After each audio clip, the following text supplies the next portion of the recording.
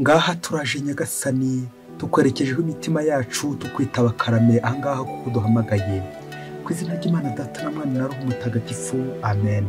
Amahoro bana b'Imana nimuhumure, Imana iradukunda ije kudukiza kuri wa gatandatu ukurikira wa gatatu w'ivu tariki 25 Gashyantare 2023. Isomo rya mbere mu gitabo cy'umuhanuzi Ngiyi umutwe 58 umurongo wa 9 kugeza ku 14. Nibi wawe haciye akarengane n'amagambo mabi ugaharira umushonji igaburo ryawe bwite kandi ugahimbura uwazahaye, urumuri rwawe ruzarasira mu mwijima, ijoro ry'ubwijiji rihinduke amanywa y'ihangu. Uhoraho azakuyobora ubudahwema, azaguhaza mu gihe cy'amapfa, amagufa yawe ayakomeze. Uzamera nk'ubusitani buvomererwa cyangwa se nk'isoko idudubiza kandi ikagira amazi adakama. Uzubaka bundi bushya amatongo ya kera, usubukura imishinga yari iriho mbere, bazakwita umuziba byuho, usibura amayira ngo abe nyabagendwa. Niwirinda kwica isabato no guharana inyungu zawe ku munsi wanjye mutagatifu, ukita isabato umunsi w'umunezero, umunsi mutagatifu uhoraho ukakubera umunsi w'icyubahiro, ukabaho wirinda kugira umurimo ukora, wirinda guharanira inyungu zawe cyangwa guhihibikana mu bucuruzi bw'urudaca, niho uzagira umunezero muri Uhoraho, maze nzakujyane mu igare hejuru y'imisozi y'isi, ngutungishe umunani wa Yakobo umukurambere wawe. Nibyo rwose uwo n'Uhoraho bivuze. Iryo ni ijambo ry'Imana. Zaburi ya 86. Uhoraho twereke inzira igana iwawe. Uhoraho atega amatwi unsubize, kuko ndi umunyabyago w'umukene. Wowe Mana yanjye ukiza umugaragu wawe ukwiringiye. Nyagasani ngirira imbabazi, ni wowe ntakira umunsi wose, shimisha umutima w'umugaragu wawe kuko ari wowe ndangamiye Nyagasani. Nyagasani ugwa neza kandi ukagira ibambe, wowe ugirira impuhwe zihebuje abakwirukira bose, utege amatwi umva isengesho ryanjye, uhugukire ijwi ryanjye ndagutakambira. Uhoraho twereke inzira igana iwawe. Nyagasani Yesu nabane namwe. Amagambo mu Ivanjili ntagatifu kwanditswe na Luka umutwe wa 5 umurongo 27 kugeza ku 32. Muri icyo gihe Yesu arasohoka yitegereza umusoresha witwa Levi wari wicaye mu biro bya gasutamo, nuko aramubwira ati nkurikira. Undi ahera ko ahaguruka asiga byose aramukurikira. Nuko Levi amujyana iwe, amukorera umunsi mukuru kumuzimanira, kandi ku meza hamwe nabo hari abasoresha n'abandi benshi basangiraga. Abafarisayo n'abigisha amategeko babo bijujutira abigishwa be bababwira bati, kuki murya kandi mukanywera hamwe n'abasoresha n'abanyabyaha?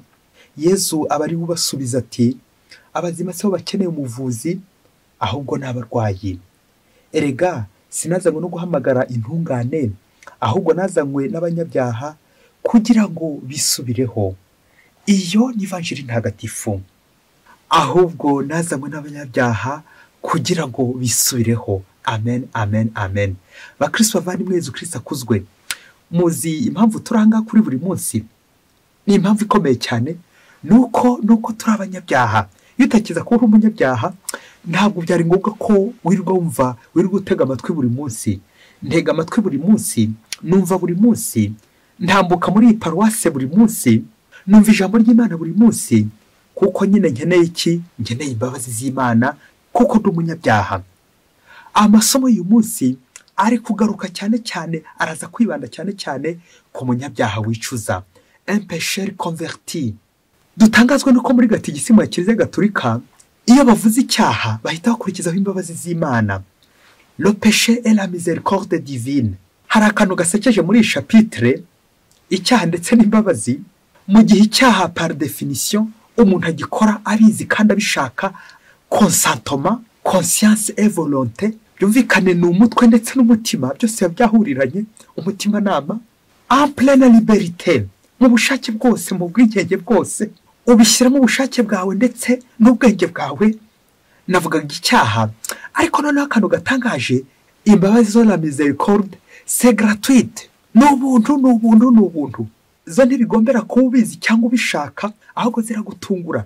Njyo surprise, akaba abandi banavuga bati ubanze na multiprise. Ahubwo uko gutungurwa kw'imbabazi z'Imana cyangwa impuhwe z'Imana naribyo tuza kumva byatunguye Matayo ari we Levi ati nkurikira.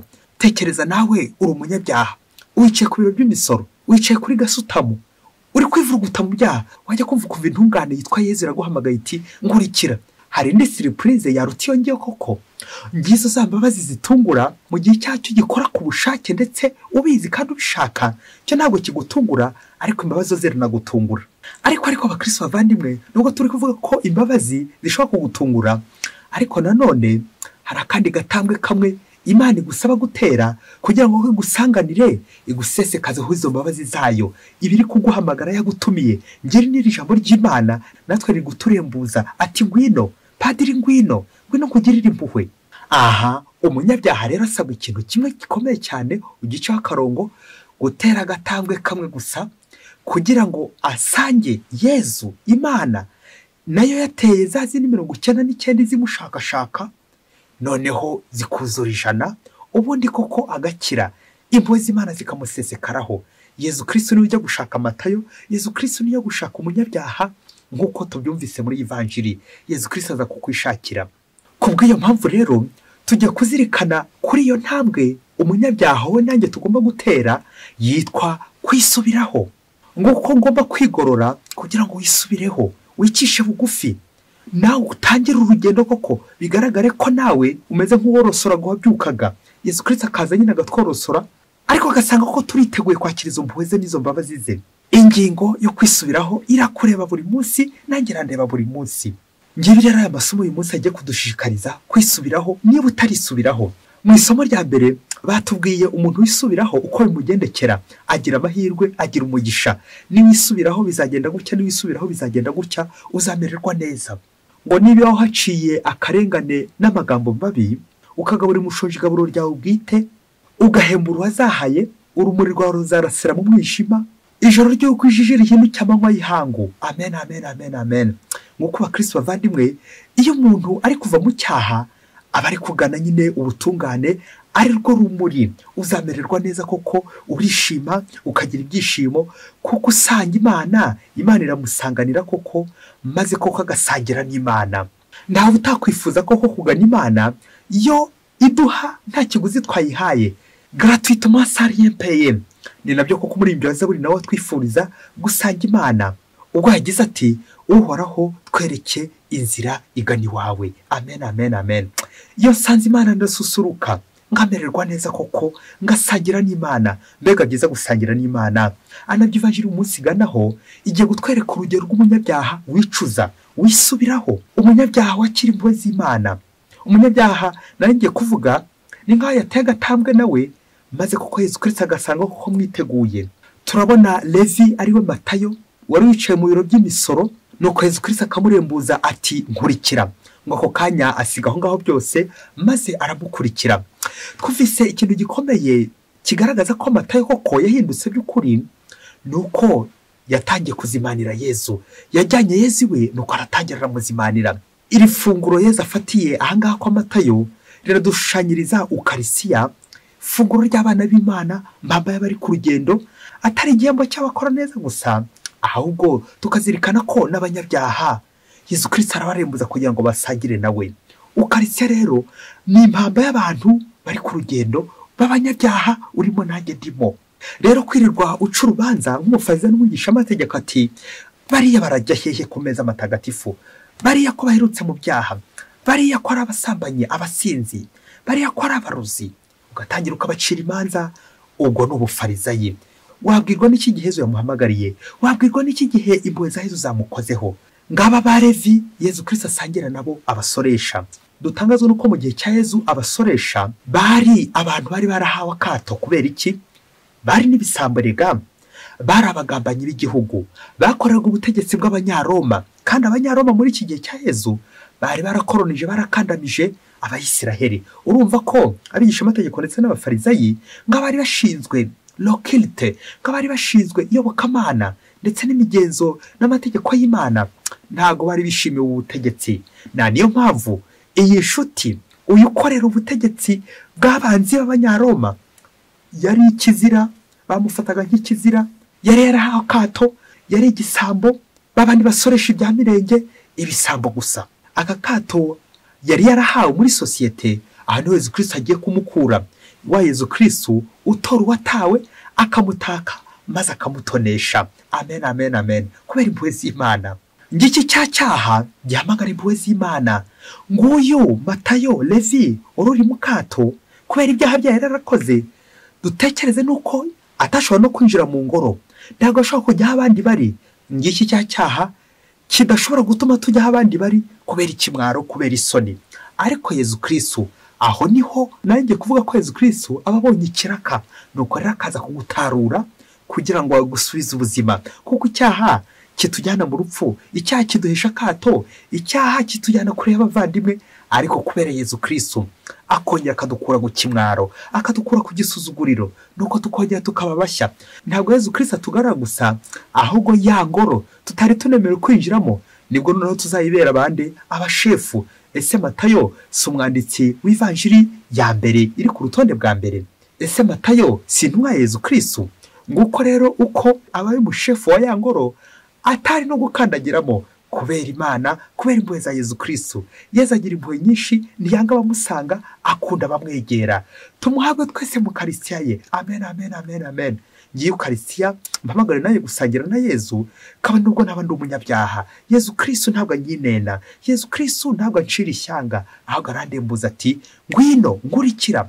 Nuko namwumvira nanjye nkamukurikira ubundi ngakira. Nguru urugero rwo kwisubiraho, kuva mu cyaha ukagana ubutungane bw'Imana, kuva mu cyaha ukakira imbabazi z'Imana. Akabya bindi bya Mutagatifu Yohani Mariya Vianney avuga ati si umunyabyaha ushakashaka Imana ngo ayisabe imbabazi, ahubwo ni Imana yiruka ku munyabyaha ngo amubabarire. Amen, amen, amen, amen. Ibi nibyo Yezu Kristo akoze. Niwe ugiye kwishakira Matayo ati nkurikira. None Matayo kuko aramukurikiye nibwo atangiye kugira ubuzima. Kandi nubwo abakonteresigisi bataza kubyishimira, ari abafarisayo ndetse n'abigisha amategeko, ariko erezuma Yezu Kristo cyamuzanye ntabwo yazanywe n'intungane, abafarisayo n'abigisha amategeko, ahubwo yazanywe n'abanyabyaha, abasoresha, abantu bari kure y'Imana, abantu bahaho kato, wowe nanjye turimo. Sinazanywe no guhamagara intungane, ahubwo nazanywe no guhamagara abanyabyaha. Amen, amen. Ese mukristo muvandimwe, ugeze he nawe wisubiraho? Ugeze nawe utera intambwe ya mbere ngo Imana izatere ziriya 99 izi gusanganira, maze ukire ugira ubuzima nawe ngo bwa Matayo intumwa Yezu Kristo. Ngo umunsi umwe umugabo bita byazavugwa he ngo yari umukire cyane, ariko ari n'umukristo. Ngo ariko ngo akaba yarafite ingeso yamunaniye gucikaho. Iyi ngeso sinshaka kuyivugira aha ngaha, tuze kurangiza umwitozo nawe umaze kuyibona, cyangwa nawe wayibwiye utekereza ingeso yamusebyaga, ingeso yamushyiraga ku karubanda, ingeso yamukoza gisoni, nawe uze kuyitekereza uze kuyuzuzaho. Ngo byavugwa he rero ngo akaba yarafite ingeso koko, biza kugera igihe noneho nawe ararambirwa, ubanza yariyanze nawe ubwe. Nuko abonye neza amaze guseba, yafata umugambi wo kuyicikaho, ejo akongera agasubira, yafata umugambi wo kwicikaho, ejo n'ejo bundi akongera agasubira. Nuko rero ngo umunsi umwe aza gufata icyemezo, ajya ku mujyanama w'oroho. Nuko ngo agezeyo, ubanza aramuha agatebe aricara, batangira baraganira, amubwira ikibazo afite koko cy'ingeso ashaka gucika, ariko ikaba yaranze, ariko ikaba idahwema kumukoza isoni muri sosiyete ndetse n'ahandi. Bishoboke ko amuhisha agakato nk'aka Matayo. Nuko metre aramubwira ati umva rero, iki cyaha ufite, iyi ngeso ufite, ngiye kuguha ibinini 2, urahita ukira. Rero iyo miti 2 hari kigutegeka, ngiye kubanza kuguhishurira. Nuko ngo byazavugwa he aramubwira ati nukuri icyo ntega cyose ndagikora, nduva nta na kimwe ntashobora. Maze aramubwira ati umwitozo wa mbere ngiye gukubwira nurangiza uragaruka noneho nguha umuti wa mbere. Byazavugwa he ati ngaho ngira va nukuri umbwire kuko ndarembye. Nuko metre ngo afata porte à manger, ako gasuperi nyine kari karimo ibiryo biryoshye cyane, bishoboke ko hari inyama n'ifiriti bikaranze neza, biryoshye cyane biri guhumura neza. Nuko ngo abwira wa mudogiteri ariwe byazavugwa he ati umwitozo wa mbere ngiye kugutegeka, babyeyi ibyo ngiye kuvuga nibize kuguteza ikibazo, uhumure rwose uraza kumva impamvu yabyo, ndabivuga mu mazina yabyo ariko byihanganire. Baje gusaba imbabazi, baje no kwisegura, bishoboke ko metre yabivuze noneho mu mazina yabyo kurenza uko ngiye kubivuga. Nuko ngo metre aramubwira ati fata rero iyi porte à manger, ugende ujye kuri za toilette z'abanyeshuri, mu bwiherero bw'abanyeshuri. Nuko rero nuhagera ufungure, nurangiza ufungure. Niba nongeye hatuze kumafungura simbizi, ariko baramubwiye ati nurangiza gufungura iyi porte à manger, utangire ufungure ibiryo birimo, ubifungurire hafi aho ngaho nyine, kandi ubifungura abanyeshuri bakureba hafi aho ngaho. nuko dogiteri muzima byazavugwa he yifata ku munwa yibaza ko ukuntu agiye gutinyuka ibi bintu nuko aragenda koko byakigaba aragenda arihangana agera kuri bwa bwiherero bw'abanyeshuri ngo abanyeshuri bari hafi aho ngaho nyine bishoke ko bari kwiherera nyine hafi aho ngaho nuko byazavugwa he agiye gufungura portamanje abana abanyeshuri bamuhanze amaso bose nuko ngo icyambere ahita yipfuka mu maso ngo kugira ngo bataza kumureba nuko muri ako kanya byazavugwa he ahita yongera arapfundikira abonye abanyeshuri bari kumushungera nuko muri ako kanya ahita apfundikira vuba na bwangu ahita aterura arihuta ntiyongeye gufungura cyangwa ngo afungure maze yiruka ajya kwa metere ngo ageze kwa metere mwarimu ngo aramubwira ati umva rero mwarimu umuti wawe ugumane aho kugira ngo nkorere biriya bintu imbere y'abariya bana nigisha uzi ko nageze ngipfuka mu maso bagatangira bakaryana inzara bati uriya musazi n'uwa hehe erezo mako batanyumvise cyangwa batambonye ariko ubundi byazavugwa he koko byari kuzavugwa he iyo bariya bana bakiza kumbona ngwaye portamanje hariya batangiye kunyita umusazi rero byazavugwa he koko ndamutse ndiriye hafi muri toilette abana bari kundeba metere icyo sinagikora byazavugwa he koko nuko nkuko mubyumvira namwe byazavugwa he nyine abaratsinzwe umuti abarawubuze nuko ngo agiye kwigendera bishoke ko ari yivumbuye metere aramubwira ati umva rero garuka ngo he chance za nyuma ubundi ngubwira undi mwitozo ugomba gukora nushobora nahita nguha umuti wa kabiri ndetse byanashoboka ukawushobora no kuguha n'uwa mbere yo minka yiguhera icyarimwe nuko byazavugwa he aremera koko ko metere agiye kumuha umwitozo wa kabiri nuko metere aramubwira ati uzacunge isoko ryose ryateranye ku munsi y'isoko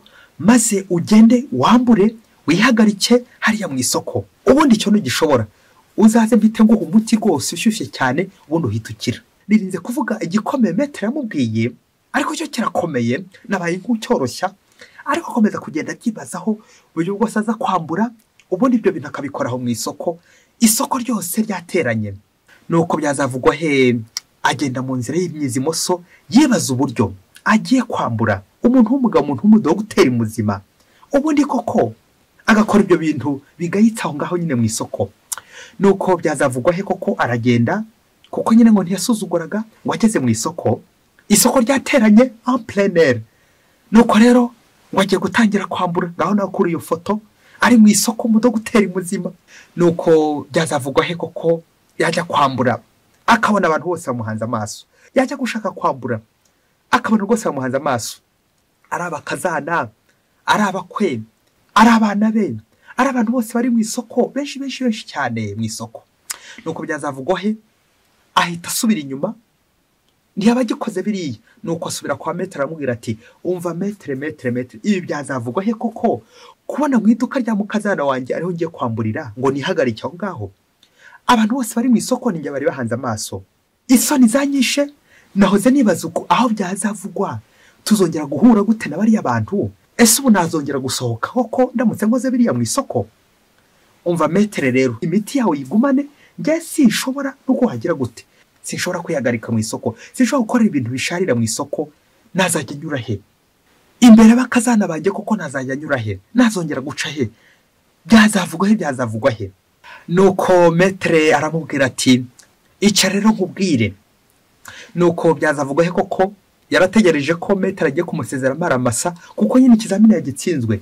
nuko metere aramubwira ati umva rero byazavugwa he ikizamini wagitsinze byazavugwa he ahita atungurwa uburyo koko atsinze kandi koko yasuzuguye imyitozo bamuhaye ngo kubera isoni ngo yagize isoni nuko ngo metere aramubwira ati ngiye gukubwira ibintu bitatu ubyiteho kandi ubizirikane icyambere ngiye gukubwira ni ikintu bita isoni igihe cyose icyaha kitaragukoza isoni kitaragusebya igihe cyose utaragirira icyaha isoni ndushobora kugicikaho uko agiye ku bwiherero ukanga guharira nk'umuntu w'umugabo wiyubashye ukagira isoni zo guharira nakuri wanze gukorera biriya bintu bigayitse mu isoko nuko nyine wagize isoni nta muntu nyine muzima wakorera ibintu nka biriya mu isoko nta muntu muzima warira muri toilette nta muntu muzima wakora bigayitse uko niko icyaha nacyo kidakira iyo utarakigirira isoni iyo utaragira isoni z'icyaha ushobora kugikira nguko rero ntushobora gukira gusambana niba utaragira isoni zo gusambana niba utaragira isoni z'abo musambana nabo ntushobora gucika ku busambanyi ntushobora gucika ku businzi utaragira isoni z'uko usinda ntushobora gucika ku businzi, ntushobora gucika kuroga, ntushobora gucika kubeshya niba utaragira isoni zo kubeshya, niba utaragira isoni zo kuroga. Ntushobora kubicikaho burundu niba utaragira isoni. Isoni nizo zituma ucika ku cyaha. Ngo umuti wa mbere. Umuti wa kabiri, selo publique. Tekereza uburyo bwose wagiye kuri toilette ukanga guharira kandi koko wari ushonje. Kubera iki? Gutinya amaso y'abanyeshuri wigisha, hato batazaguhindura umusazi. Tekereza n'ukuntu wanze kwihagarika mu isoko. Kubera iki? Gutinya amaso y'abantu, lo public. Ni icyaha nacyo iyo uri gutinya kuzaseba, gutinya abantu bazakubona, gutinya uko abandi bantu bazakwakira nyuma y'uko ukoze icyaha. Icyaha uhita ukizinukwa ukanga kugikora. Niyo mpamvu nyine wagarutse biriya bintu utabikoze kuko bigayitse nyine. Wanze gukora ibintu bigayitse imbere y'abantu biyubashye, wanze kwisebya imbere y'abandi, lo public. Byazavugwa he koko? Byazavugwa he haramutse hagize ukubona uri gukora biriya bintu nka biriya nka bigayitse? Byazavugwa he koko haramutse hagize ugucisha mu ijisho? Byazavugwa he? Byazavugwa he? Lo public. Icya gatatu nakubwira umuti ni uburemere uhereza icyaha, l'importance. Se byazavugwa he we? Wamenya impamvu abantu benshi bakora utwaha bita utwaha tworoheje bagahora batugwamo buri kanya. Le péché veniel. Impamvu le péché veniel, ibyaha byoroheje, nuko nyine nta importance wabihaye, nta gaciro ubihereza, wumva ko ari byo kwitambukira, nta soni ugira. Niyo mpamvu abantu benshi babigwamo kenshi. Kubera iki? Uri kumva koko nta kamaro, gutuka umuntu kumva biroroshye, wabyoroheje. Koroshya ibintu nibyo bituma koko udashobora kubicikaho. Nk'uko abantu benshi bagwa mu byaha bakanabyita bito, yewe igihe watangiye gukita gito nibwo kizagenda gikura kigakomera, ukagikora buri munsi, buri kanya. Niyo mpamvu uzabona ibyaha bikuru bikomeye cyane abantu benshi babigwamo nka rimwe gusa. Kubera iki? Gutinya icyaha. Mwana wanjye rero uzatinya icyaha, uhora utinya icyaha, utinya ijisho ry'Imana, utinya Imana kandi utinya icyaha. Igihe cyose uzagira isoni z'icyaha, uzamenye ko wagikize. Ngibyo binini bitatu mwana wanjye, kimwe gifate mu gitondo, ikindi saa sita, ikindi nimugoroba. Ubundi urebe uko uzakira. Uzagira isoni z'icyaha, uzatinya amaso y'abantu, ariko icyaha nacyo uzagiha uburemere, bityo utinya Imana. Nuko byazavugwa he koko aragenda imiti ayifata neza, hehe no kongera gusubira muri cya cyaha, azirikana ya myitozo metre yamuhaye yose, uko atatinyutse kuyikora, avuga ati byazavugwa he koko kubona umuntu w'umusaza nkanjye ari kurira muri toilette abana bamushungereye, kubona umuntu w'umusaza nkanjye ari kwihagarika mu isoko, koko ufite abakazana, ufite abakwe. Byazavugwa he? Bakristo bavandimwe, Yezu Kristo akuzwe. Nawe umukristo muvandimwe, wowe nanjye, niba dushaka gucika ku cyaha, ujye wibaza uti byazavugwa he koko biramutse menyekanye gutya, aba baramutse bambonye, byazavugwa he? Nanjye ndi kumva byazavugwa he. Nakoze umwitozo nza gutekereza ku byaha ntaracikaho, nsanga koko nuko akenshi ntabiha importance yabyo, akenshi numva ari utuntu tworoheje. Aha umukristo muvandimwe, niba nawe hari ingeso ufite wanze gucikaho, birashoboka ko nyine utaragira isoni zayo, birashoboka ko nyine utaraseba, birashoboka ko nta butinya, ariko biranashoboka ko udatinya Imana kandi byabana. Nguko rero nawe umukristo muvandimwe, uyu munsi hamwe n'amata yeza rembuza, nawe umenye ko Yezu Kristo ari gushaka gukura mu cyaha, maze buri gihe ujye uvuga uti byazavugwa he koko uwamfata ndahangaha, uwamfata ndi muri umufurege, uwamfata ndi mu nzira nkandi gukora ibintu bidahwitse nk'ibi, uwamfata ndi gukora ibintu nk'ibi. Byazavugwa he? Umutegetsi nkanjye, umuyobozi nkanjye, umwarimu nkanjye, umuganga nkanjye, umuntu wibashye nkanjye, byazavugwa he akambona hariya umufurege mu ishyamba? Byazavugwa he? Yezu wacu utubabarire ibyaha byacu, uturinde umuriro w'iteka. Mwese Imana ibaho umugisha, Imana Data na Mwana na Roho Mutagatifu. Amen. Padiri Munsi Disilasi wa Diyosezi ya Cyangugu. Nagucumuye ukenshi, ndaje ngumbabarire.